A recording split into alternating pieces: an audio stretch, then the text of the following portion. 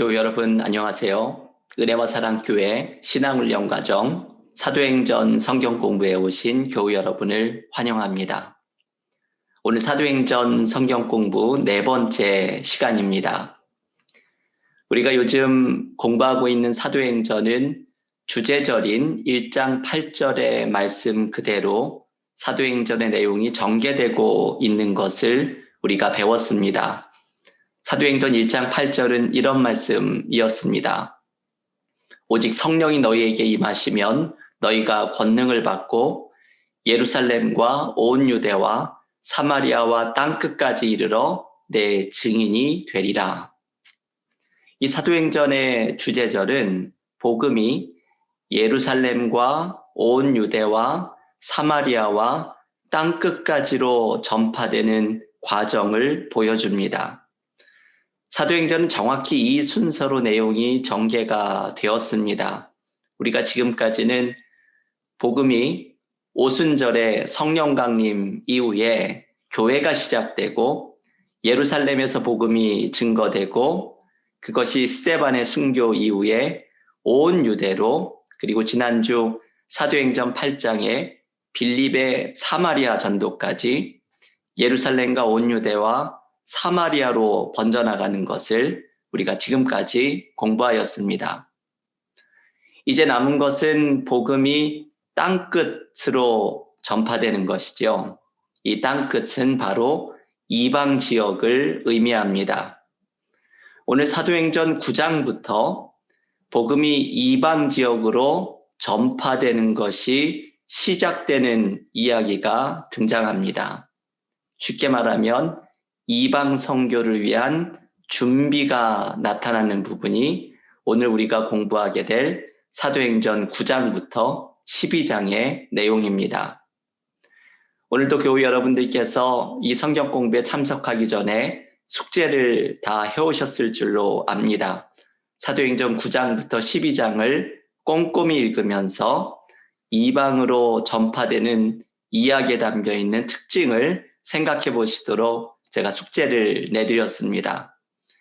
혹시 본문을 아직 읽지 못하신 분들은 오늘 성경 공부가 끝난 후에 복습하는 마음으로 사도행전 9장부터 12장을 읽으시기를 권해드립니다. 오늘도 제가 미리 나누어 드린 핸드아웃에 메모를 하시면서 그리고 제가 준비한 슬라이드를 같이 보시면서 사도행전 9장부터 12장까지 4번째 사도행전 성경 공부를 함께 시작하겠습니다.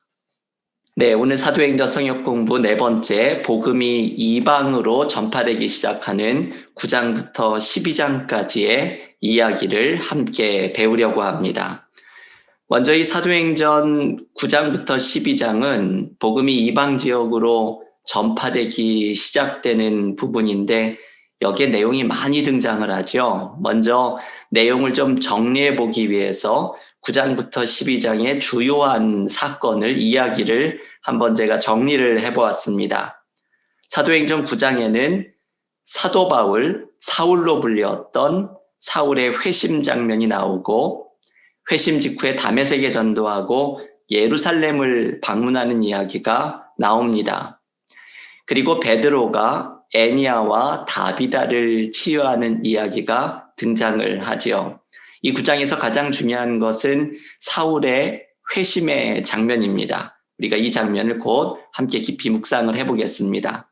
10장에서는 로마의 백부장 고넬료의 집에 성령이 강림하는 사건입니다. 사도행전 2장의 오순절 성령 강림이 나온다고 한다면 이 10장에는 이방 가정에 성령 강림이 내리는 아주 특별한 사건이 등장합니다. 11장에서는 베드로가 예루살렘 교회에 가서 고넬료의 집에 성령이 강림한 내용을 소개해 주면서 예루살렘 교회가 함께 기뻐하는 이야기가 등장을 하고 곧바로 첫 이방인 교회인 안디옥 교회가 세워지는 이야기가 등장합니다. 12장에는 다소 특별한 이야기가 등장을 하는데요. 헤롯과 베드로의 충돌입니다. 헤롯의 박해가 시작하고 베드로가 감옥에 갇혔다가 풀려나오고 헤롯이 죽음을 당하는 이야기로 마쳐집니다. 이 내용상 이것이 어떤 의미가 있을까 싶은 것이 이 복음이 이방 지역으로 전해지는 이 큰 문맥에서 대단히 중요한 메시지를 전해주게 됩니다. 오늘 9장부터 12장까지 이런 다채로운 이야기들이 등장을 하고 있지만 이 많은 이야기들이 결국은 하나의 주제를 가지고 묶여 있습니다. 그것은 복음이 이방으로 전파되는 것을 준비하고 있는 이야기입니다. 이 여러 가지 사건들 중에서도 어떻게 오늘의 본문이 이방 선교를 준비하고 있는지 우리는 세 가지의 특징을 오늘 9장부터 12장에서 살펴볼 수 있습니다. 이방 선교를 준비하고 있는 오늘의 본문에 등장하는 세 가지의 특징 가운데 첫 번째는 바로 사람이 세워진다는 것이죠. 이방 선교의 중심 인물인 바울 그리고 바나바가 세워지는 이야기가 등장을 합니다. 오늘 9장의 말씀이 바로 이 사도 바울의 회심의 장면이 등장하는 것이죠. 바울이 바로 이방 선교를 주축으로 하는 인물이 됩니다. 우리가 아는 것처럼 바울이 사울로 불려질 때에 사울은 그리스도인들을 박해하는 일에 앞장섰던 사람이었습니다. 그런데 사울이 다메섹으로 가는 길에서 부활의 주님을 만납니다. 빛 가운데 나타나신 부활의 주님을 만났을 때 사울이 이렇게 질문을 하지요. 주여 누구시니까? 이르시되 나는 내가 박해하는 예수라. 여러분, 사울의 이 질문이 의미심장하지요. 주여 누구시니까? 우리도 이 질문을 주님께 던져야 합니다. 주님, 내가 지금 경험하고 있는 삶의 문제 속에서 주님, 당신은 누구십니까? 주님, 내가 지금 경험하고 있는 삶의 고난 속에서 나의 주님이 되시는 당신은 무엇을 해주실 수 있습니까? 주님, 내가 지금 걸어가고 있는 인생의 길에서 주님이신 당신은 어떻게 내 삶을 인도하고자 하십니까? 이것이 주여 누구시니까 질문했던 사울의 질문 가운데 담겨 있는 내용입니다. 우리는 삶의 모든 문제, 아픔, 계획 속에서 이 질문을 주님께 물어야 합니다. 주님, 당신은 누구십니까? 이 질문을 던지는 사람은 주님께서 대답해 주시는 것을 경험합니다. 주님께 이 질문을 던졌던 사울은 새로운 삶의 사명을 발견합니다. 곧 이방인을 위한 사도로 부르심을 받는 사명입니다. 그런데 여러분, 사울이 회심하는 장면에서 기억할 것은 돕는 손길이 옆에 있었다는 것입니다. 주님은 먼저 아나니아를 보내셔서 사울을 위해 기도하고 성령을 충만하게 하십니다. 그리고 바나바를 보내십니다. 이 바나바에 대해서 우리가 특별히 본문에서 소개를 해주고 있습니다. 사울을 예루살렘 교회에 소개하는 역할을 했던 사람이죠. 사울이 주님을 만난 후에 회심한 후에 다메섹을 선교하고 예루살렘 교회에 방문합니다. 당시 예루살렘 교회는 베드로나 야고보 같은 예수님의 직속 제자들이 있었던 곳이기 때문에 사울은 이 정통성이 있는 예루살렘 교회에서 승인과 인정을 받는 과정이 필요했습니다. 그런데 사울이 예루살렘 교회에 방문했을 때 그곳의 사람들이 사울의 회심을 의심합니다. 왜냐하면 그가 그리스도인들을 박해하는 사람이었기 때문입니다. 이때 바로 바나바가 이렇게 증언을 해주지요. 바나바가 데리고 사도들에게 가서 그가 길에서 어떻게 주를 보았는지와 주께서 그에게 말씀하신 일과 다메섹에서 그가 어떻게 예수의 이름으로 담대히 말하였는지를 전하니라. 초대교회에서 존경을 받고 있었던 인물인 바나바가 바울의 진실성을 개인적으로 보증을 하니까 사울이 예루살렘 교회에 받아들여지게 된 것입니다. 바나바는 바로 예루살렘 교회와 사울 사이에 중재자의 역할을 감당합니다. 이 바나바의 중재자기의 역할이 예루살렘 교회와 사울 모두에게 유익이 되는 것이었죠.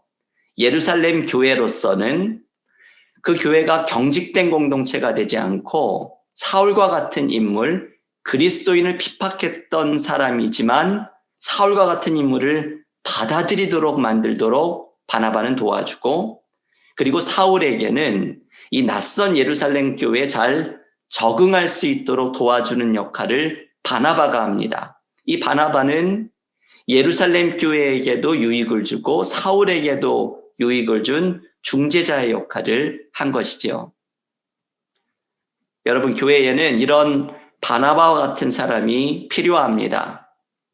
새로운 교우가 교회에 나왔을 때 갖게 되는 어려움은 공동체에서 끼리끼리 모이는 모습이 있기 때문에 이 새로운 교우가 잘 적응하기가 어렵습니다. 하지만 바나바와 같은 사람이 많은 공동체는 공동체 안에서 자기들끼리만 끼리끼리 모이는 폐쇄적인 모습을 넘어서도록 도와주고 새로운 교우에게는 잘 적응하도록 도와줍니다. 그래서 어느 공동체든지 바나바와 같은 사람이 많은 공동체에는 희망이 있습니다. 우리 교회도 사울이 주님을 만났던 것처럼 주님을 만나는 공동체로, 또 바나바와 같은 사람이 많은 공동체로 세워져서 주님을 더욱 기쁘시게 하는 공동체가 되기를 기원합니다. 이방선교의 준비가 이렇게 첫 번째로 사람을 세우고 준비시키는 것이었다면, 두 번째 준비는 이방인을 포용하는 공동체로 만드는 것이었습니다. 이 두 번째가 참 특별한 의미를 갖고 있습니다. 복음이 이방으로 전파되기 시작하는 오늘의 본문에 나타난 특별한 준비는 초대교회를 이방인을 포용하는 공동체로 변화시킨 것입니다. 사실 초대교회는 복음이 유대인을 위한 것이라고 생각하고 있었습니다. 처음에는 예수님의 제자들이 다 이런 생각을 하고 있었죠. 구약 성경에서 유대인에게 약속된 메시아가 예수님이라고 생각했습니다. 이 예수님은 구약 성경에 예언된 유대인을 위한 구주라고 생각을 했던 것이죠. 그런데 예수님이 유대인만의 구주가 아니라 이방인을 위한 메시아이기도 하다는 것을 초대교회는 깨달아야 했습니다. 이것을 깨닫기 위해서는 이들이 가진 편견을 깨는 과정이 필요했습니다. 사실 이 선입견을 깬다는 것이 쉽지가 않은 일이죠. 이 이방인을 복음 안에 포용하는 편견을 꿰는 과정을 잘 보여준 사건이 바로 사도행전 10장의 고넬료의 집에 성령이 강림한 사건입니다. 고넬료는 로마 군대의 백부장이었지요. 하지만 하나님을 경외하는 경건한 사람이었습니다. 고넬료가 환상 중에 베드로를 초대하자는 말씀을 듣고 사람을 보내서 근처에 있었던 베드로를 초대합니다. 그때 베드로도 기도하는 가운데 환상을 보고 있었는데, 아주 잘 알려진 내용이죠. 하늘에서 보자기가 내려오는데 그 안에 있는 부정한 짐승을 먹으라고 합니다. 그런데 베드로는 율법이 금하는 부정한 것을 어떻게 먹느냐고 거절을 하지요. 그때 하나님께서 이렇게 말씀하십니다. 하나님께서 깨끗하게 하신 것을 내가 속되다 하지 말라. 이것은 베드로의 생각을 완전히 뒤흔드는 말씀입니다. 유대인들은 부정한 것을 먹지 못하는 율법에 갇혀 있었지만 하나님께서는 당신이 깨끗하다고 하시는 것을 부정하다고 말하는 인간의 편협함에서 벗어나라고 말씀하십니다. 이 부정한 짐승은 곧 이방인을 두고 말씀하시는 것이죠. 곧 이방인을 부정하다고 멀리하지 않고 복음 안에서 포용할 것을 말씀하시는 것입니다. 이것이 베드로의 편견을 깨주시려는 하나님께서 보여주신 환상입니다. 이 베드로가 가지고 있었던 편견이 무엇이었는지를 고넬료의 집에 갔을 때 베드로가 한 말에서 알 수 있습니다. 사도행전 10장 28절과 29절에 이런 말씀이 나오지요. 베드로가 이르되 유대인으로서 이방인과 교제하며 가까이 하는 것이 위법인 줄은 너희도 알거니와 하나님께서 내게 지시하사 아무도 속되다 하거나 깨끗하지 않다 하지 말라 하시기로 부름을 사양하지 아니하고 왔노라. 여러분, 이게 베드로가 가지고 있었던 생각이지요. 베드로는 율법에 갇혀 있었던 사람에서 하나님의 말씀에 도전을 받고서 이방인을 포용하는 사람으로 변화되었던 것입니다. 그래서 베드로가 고넬료의 집에 가서 설교했을 때 역시 캐리그마가 나오죠. 마침내 성령이 고넬료의 집에 강림합니다. 그런데 여러분, 중요한 것은 베드로만 변한 것이 아니라 이어지는 11장에서 예루살렘 교회도 베드로처럼 변화됩니다. 베드로가 예루살렘 교회에 가서 고넬료의 집에서 일어났던 일들을 설명을 합니다. 성령이 임하였고 그래서 세례를 베풀었던 이야기를 설명을 하면서 이렇게 말합니다. 그런즉 하나님이 우리가 주 예수 그리스도를 믿을 때에 주신 것과 같은 선물을 그들 이방인에게도 주셨으니 내가 누구이기에 하나님을 능히 막겠느냐 하더라.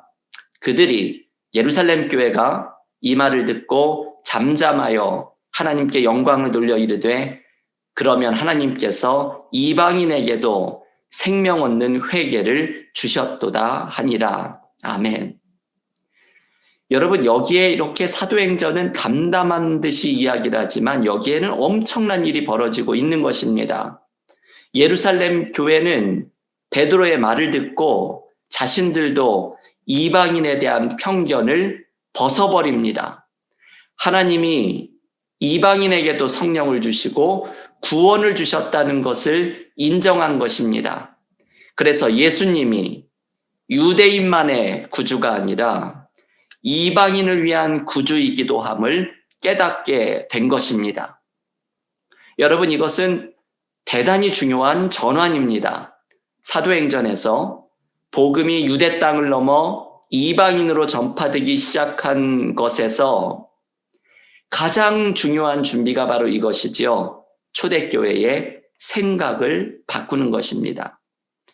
이방인에 대한 편견을 버려서 자신의 생각을 넓히고 예수님이 유대인만을 위한 구주가 아니라 이방인을 위한 구주시라는 것을 인정하는 생각의 전환입니다. 초대교회는 자신의 생각의 품을 넓히고 포용하는 공동체로 서면서 이방 선교를 준비하는 공동체로 변화되어 갑니다. 예루살렘 교회가 이렇게 변화되기 시작하면서 이어지는 말씀에 첫 번째 이방인 교회인 안디옥 교회가 창립됩니다. 이 안디옥 교회에서 그리스도인이라는 이름이 생겨났고 우리가 다음 시간부터 살펴보겠지만 바울의 이방 선교의 전초 기지의 역할을 바로 이 안디옥 교회가 하게 된 것입니다. 여러분, 지금 소개한 이방 선교를 준비하는 과정에 나오는 두 번째 특징이 참 중요한 의미를 갖습니다. 초대교회가 생각을 바꾸었다는 것이죠. 이방인을 받아들이고 편견을 넘어서는 포용하는 공동체로 변화된 것입니다. 사도행전에서 성령이 이방 지역으로 복음을 증거해 가기 전에 가장 먼저 한 것이 초대교회의 생각을 넓히는 일이었다는 것이 이것이 의미심장합니다. 여러분, 요즘도 교회 안에서 일어나는 분쟁 가운데 하나는 교회가 품을 넓히지 못하는 데서 문제가 일어나는 것을 흔히 봅니다. 교회가 경직된 사고를 하고 교인들이 자신이 옳다고 믿는 생각에 갇혀서 새로운 생각이나 새로운 사람을 받아들이지 못할 때 교회는 성령의 새로운 역사를 따라가지 못하고 폐쇄적인 공동체로 전락하고 맙니다. 여러분, 오늘 이야기에서 우리가 기억해야 할 것은 교회가 건강한 공동체인가를 알 수 있는 기준이 누구를 포용하느냐에 달려있다는 것입니다. 누구를 제외하고 누구를 정죄하는 데 관심을 기울이는 것이 아니라 누구를 포함하고 누구를 사랑할 것인가에 관심을 기울이는 공동체가 사도행전적인 건강한 교회를 만드는 것입니다. 여러분 기억하십시오. 성령이 복음을 이방으로 증거해 가기 전에 먼저 한 일이 초대교회를 포용하는 공동체로 변화시킨 것입니다. 창립 10주년을 맞이하는 우리 은혜와 사랑교회도 이제 창립 20주년을 바라보는 또 다른 10년의 비전을 발견하는 방법은 이것입니다. 포용하는 공동체, 생각이 열린 공동체로 변화되면서 성령이 열어가시는 새로운 길을 민감하게 분별하고 따라가는 공동체가 되는 것입니다. 그때 우리는 사도행전적인 건강한 공동체로 세워지는 은혜를 경험하게 될 것입니다. 이 이방선교의 준비로 초대교회를 포용하는 공동체로 변화시키는 것이 두 번째였다면 마지막 세 번째는 예수가 세상의 주님이시라는 고백을 하는 것이 바로 이 이방선교의 준비의 세 번째 특징입니다. 오늘 사도행전 12장, 오늘의 본문의 마지막 장에는 특이한 이야기가 나오죠. 쉽게 말하면 유대 땅에서 헤롯과 베드로의 대결이 나타납니다. 사도행전 12장의 본문은 이렇게 시작을 합니다. 그때의 헤롯 왕이 손을 들어 교회 중에서 몇 사람을 해하려 하여. 여러분, 이 헤롯 왕이 어떤 왕인지 아시죠? 로마 제국이 자신의 영토가 워낙 크기 때문에 지역마다 그 지역의 왕을 세웁니다. 그걸 분봉왕이라고 부르죠. 유대의 분봉왕이 바로 헤롯이었습니다. 헤롯은 참 잔인하고 악한 모습을 성경에서 많이 보여줍니다. 제가 세 가지만을 소개할까요? 예수님이 태어난 소식을 듣고서 예수가 어디에서 태어났는지를 동방박사가 전해주지 않자 베들레헴에서 태어난 2살 아래의 남자아이를 모두 없애라는 명령을 내렸던 왕이죠. 헤롯이 자신의 동생의 아내를 취한 것을 비판했던 세례 요한을 또한 목을 베어서 죽이는 악함을 보이기도 하였습니다. 그리고 예수님이 십자가에 죽기 전에 헤롯에게 재판을 받으실 때에 헤롯은 예수님을 희롱하는 악랄함도 보여주었습니다. 이 헤롯 왕은 예수님의 탄생부터 마지막 십자가의 순간까지 주님의 적대자로 행세했던 악한 왕입니다. 이런 헤롯 왕이 예수님을 주님이라고 증거하고 있는 그리스도인들을 곱게 볼 리가 없습니다. 그래서 헤롯은 그리스도인을 해하려고 합니다. 오늘 본문 12장 2절에 보면 야고보를 칼로 죽이고, 이거 헤롯이 한 일이시죠. 그리고 베드로를 잡아서 옥에 가둡니다. 여러분, 헤롯 왕은 자신이 가진 절대 권력을 가지고 교회를 핍박하고 자신의 절대적인 힘을 과시하며 보이려고 합니다. 헤롯이 가진 절대적인 힘을 잘 볼 수 있는 장면이 사도행전 12장 22절에 나오는 이 말씀이죠. 백성들이 크게 부르되 이것은 신의 소리요 사람의 소리가 아니라 하거늘. 헤롯이 연설을 시작할 때 백성들이 이렇게 말합니다. 이것은 하나님의 소리지 사람의 소리가 아니다. 이 헤롯이 하는 말을 듣고 이렇게 말하는 것은 헤롯이 가지고 있는 절대 권력을 보여주는 것이고 그 밑에 굴복하고 있는 교활한 인간의 모습이 드러나고 있는 대목입니다. 이만큼 헤롯이 가지고 있는 힘은 절대적이었지요. 이 힘으로 교회를 핍박하고 야고보를 칼로 순교하게 만들고 베드로를 옥에 가둡니다. 그런데 여러분, 오늘 사도행전 12장은 결국 베드로의 승리로 끝이 납니다. 왜냐하면 옥에 갇힌 베드로를 하나님이 구원해내시고 그 연설 소리가 신의 소리처럼 들리던 헤롯은 비참한 죽음을 결국 맞이합니다. 사도행전 12장 23절입니다. 헤롯이 영광을 하나님께로 돌리지 아니하므로 주의 사자가 곧 친히 벌레에게 먹혀 죽으니라. 헤롯이 이 벌레에게 먹혀 죽였다는 것이 문자 그대로의 뜻인지는 모르겠습니다. 아마도 눈에 보이지 않는 벌레, 요즘 코로나 바이러스 같이 바이러스의 병으로 죽은 것이 아닌가, 그것을 이렇게 표현했는지도 모르겠습니다. 어쨌든 이 말씀이 보여주려는 메시지는 분명합니다. 그 절대 권력을 가지고 주님을 그 탄생의 순간부터 막으려고 했고, 세례 요한을 죽였고, 주님을 십자가에 못 박아 승리한 듯이 보였고, 그 힘으로 교회를 핍박했던 헤롯이 결국은 하나님의 심판을 받았다는 것입니다. 여러분, 여기에 중요한 메시지가 담겨 있지요. 이것은 누가 진짜 주님이냐를 보여줍니다. 헤롯이 세상의 주인 것처럼 행세했어도 결국은 예수님이 세상의 주님이시라는 것을 보여줍니다. 이것이 이 12장에 나오는 메시지입니다. 이 결론을 잘 보여주려는 말씀이 사도행전 12장의 마지막 말씀입니다. 하나님의 말씀은 흥왕하여 더하더라. 이 헤롯의 죽음, 바로 다음 절에 등장하는 말씀입니다. 헤롯이 그렇게 억압하려고 했던 예수를 주님이라고 가르치던 하나님의 말씀은 더욱더 흥왕하고 헤롯은 죽음을 맞이하게 되었다는 말씀입니다.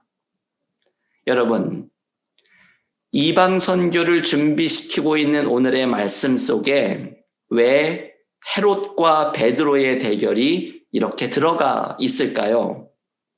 그 이유는 바로 헤롯과 베드로의 대립 속에서 드러나는 예수님이 세상의 주님이시라는 말씀이 바로 이방 선교의 근거가 되기 때문입니다. 앞에도 제가 말씀드린 것처럼 예수님은 유대인만의 구주가 아니라 이방인을 위한, 온 세상을 위한 구세주이십니다. 예수님은 유대인들에게만 주님이 아니라 온 세상의 주님이십니다. 그래서 온 세상의 주님이신 예수님을 이방으로 증거해야 한다는 것이 사도행전이 이 이야기를 이방 선교를 준비하는 이 12장에 넣고 있는 이유입니다. 여러분, 이 마지막 말씀에서 우리가 적용할 수 있는 것은 예수께서 우리의 주님이 되신다는 사실입니다. 예수님은 우리의 삶의 주인이 되시고 우리의 삶을 인도하고 계시는 주님이십니다. 때로는 세상이 거대해 보이고 그 거대한 세상 앞에서 내가 골리앗 앞에 서 있는 다윗처럼 느껴질지라도 오늘 절대 권력을 가진 헤롯이 패배하고 그 골리앗이 넘어졌던 것처럼 하나님의 말씀이 흥왕해가는 오늘의 본문처럼 예수께서 우리의 삶에 승리를 주시는 나의 주님이심을 의지하면서 나아가야 합니다. 세상 속에서 돈도 주인이 아니고 권력도 주님이 아니고 예수가 주님이시라고 선포해야 합니다. 나의 삶의 어려움 속에서 주님이 내 삶의 주인이시라 고백하며 승리하는 삶이 바로 그리스도인들의 삶인 것입니다. 교회 여러분, 오늘 사도행전 성경 공부를 이제 마무리를 지으려고 합니다. 오늘 사도행전 9장부터 12장에 등장하는 복음이 이제 이방으로 전파되기 시작하는 이야기를 묵상하였습니다. 이방 선교를 준비하는 오늘의 대목에서 우리는 세 가지의 특징을 함께 살펴보았습니다. 먼저 하나님께서 사람을 준비시키셨다는 것입니다. 사울을 세우시고 바나바를 통해 사울과 교회를 중재하였다는 말씀입니다. 두 번째 특징은 초대교회가 포용하는 공동체로 변화된 것이었습니다. 이방의 복음을 곧바로 전하는 것이 중요한 것이 아니라 이 복음을 전할 공동체를 변화시키는 것이 중요했습니다. 초대교회를 이방인에 대한 편견을 넘어서고 복음이 유대인만을 위한 것이 아니라 이방인을 위한 것이라는 품이 넓은 공동체로 변화시키는 것이 이방 선교를 위해서 중요한 준비였다는 사실입니다. 마지막으로 예수님은 유대인만의 주님이 아니라 온 세상의 주님이시라는 고백입니다. 헤롯과 같은 절대 권력이 주님이 아니라 예수가 온 세상의 주님이시라는 고백이 이방에 그들의 주님이 되시는 예수를 전하도록 만듭니다. 오늘 사도행전 9장부터 12장에 나오는 이 말씀 속에서 우리도 또 우리 교회도 은혜를 받을 수 있기를 원합니다. 우리 은혜와 사랑교회도 사람을 세우는 공동체로 또 포용하는 공동체로 예수가 주님이심을 고백하고 선포하는 공동체로 더욱 세워지면서 사도행전적인 건강한 교회로 주님이 기뻐하시는 교회로 날로 세워져가는 은혜와 복이 있기를 간절히 기원합니다. 오늘 사도행전 성경 공부 4번째 시간을 공부하시느라고 오늘도 수고 많으셨습니다. 다음 주에는 복음이 이방 지역으로 본격적으로 번져나가는 사도 바울의 제1차 선교 여행을 함께 살펴보려고 합니다. 제가 핸드아웃에 숙제를 내드렸지요. 사도행전 13장부터 15장을 정독하고 바울의 1차 선교 여행에 담겨 있는 특징을 깊이 묵상을 하고 다음 주 성경 공부에 참여하시기를 원합니다. 이번 성경 공부의 중요한 목적 중에 하나는 이 사도 바울의 선교 여행을 아주 꼼꼼히 묵상하는 것입니다. 다음 주에도 너무나 은혜로운 말씀들이 기다리고 있습니다. 한 주간 사도행전의 말씀 가운데 거하면서 우리 공동체가 우리의 믿음이 사도행전적 신앙으로 더욱더 건강하게 세워지는 축복이 있기를 기원합니다. 함께 기도드리고 오늘 성경 공부를 모두 마치겠습니다. 하나님 감사합니다. 오늘 사도행전 성경 공부를 통하여서 사도행전이 이방 선교를 준비하는 이야기를 소개해 주는 것을 묵상하였습니다. 사울의 회심 장면에서 사람을 세우셨던 하나님의 준비를 배웠고 초대교회를 품이 넓은 공동체로 포용하는 공동체로 변화시키는 것을 배웠고 예수께서 유대인만의 주님이 아니라 온 세상의 주님이심을 고백하는 공동체로 세워지는 것을 배웠습니다. 오늘의 이 말씀처럼 우리 은혜와 사랑교회가 각자가 섬기는 공동체가 사람을 세우는 공동체로 포용하는 공동체로 누구를 사랑하고 누구를 품어줄지를 기도하며 고민하는 공동체로 그리고 예수님이 주님이시라는 것을 고백하는 신앙인으로 공동체로 세워지면서 주님이 기뻐하시는 믿음의 공동체로 더욱더 든든히 세워져가는 은혜와 복을 누리게 하여 주시옵소서. 한 주간 동안 하나님의 말씀의 은혜 가운데 거하는 우리 모두가 되기를 원하오며 예수님의 이름으로 기도하옵나이다. 아멘.